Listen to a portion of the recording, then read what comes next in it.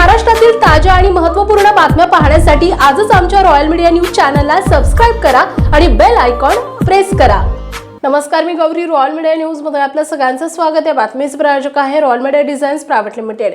प्रियकरानं गोळ्या झाडून आपल्या प्रियसीचा खून केलाय। हिंजवडी आरटी पार्क येथे ओयो हॉटेलमध्ये हा खून करण्यात आलाय। रविवारी हा सर्व प्रकार उघडकीस आलाय। या प्रकरणी पोलिसांनी प्रियकर तरुणास ताब्यात घेतलाय। या खून प्रकरणामुळे आरटी पार्क परिसरात खळबळ उडाली आहे। वंदना द्विवेदी असं खून झालेल्या तरुणीचे नाव आहे। ऋषभ निगम असं ताब्यात घेतलेल्या तरुणाचं नाव आहे। ऋषभ निगम हा वंदना हिचा प्रियकर आहे। त्याने शनिवारी रात्री उशिरा वंदना हिच्यावर गोळ्या झाडल्या, यात तिचा मृत्यू झालाय।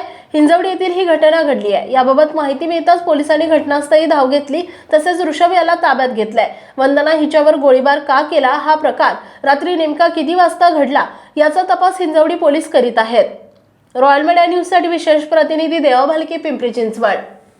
सर, काय ही घटना आहे त्यांची? कुणी हत्या केली या बहिणीची आणि पुढे तपासात त्या आरोपीला आपण पकडले? आज सकाळी हिंजवडी पोलीस स्टेशन येथील API पांचाळ यांना माहिती मिळाली की हिंजवडीमधील लक्ष्मी चौक या एरियामधील एका ओयो लॉजमध्ये फायरिंग झालेलं आहे।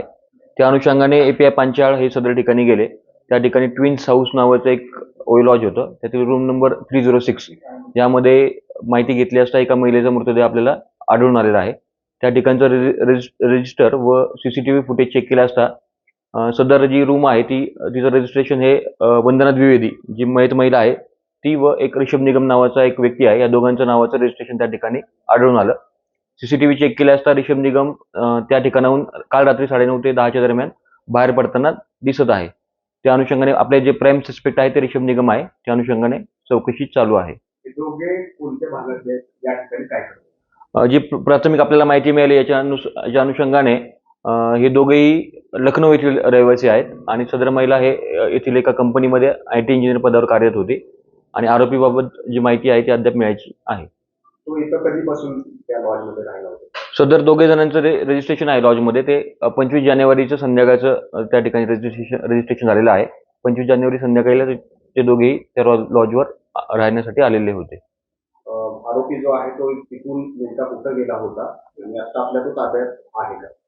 सदर आरोपी पुण्यामध्ये तरी नाहीये, त्या अनुषंगाने आपण तपास पथकं रवाना केलेले आहेत। लवकरच आरोपी आपल्या ताब्यात येईल। महाराष्ट्रातील ताज्या आणि महत्त्वपूर्ण बातम्या पाहण्यासाठी आजच आमच्या रॉयल मीडिया न्यूज चॅनलला सबस्क्राइब करा आणि बेल आयकॉन प्रेस करा।